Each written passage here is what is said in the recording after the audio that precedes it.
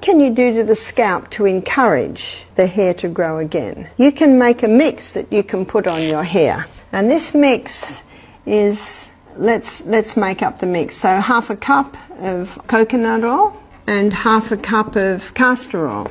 Castor oil is a very thick oil, but castor oil penetrates deeper than any other oil, so when that is put onto the scalp, it penetrates even deeper. Coconut oil is a very nourishing oil. It's an antifungal oil, antibacterial oil. But what you also can put with that, so now you've got a cup of oil there. To that cup of oil, you can add 10 drops of rosemary essential oil. Rosemary is a herb that's specific for the scalp. Rosemary essential oil. So you could make up this mix in a jar and mix it very, very well, and maybe once a week you massage it into the scalp. Your hair will be very oily, of course, but you massage it into the scalp. Just even the massaging into the scalp stimulates blood supply to the hair follicles. So leave it in as much as you can. Maybe you choose a Sunday when you may be going to be home all day, and at the end of the day you wash out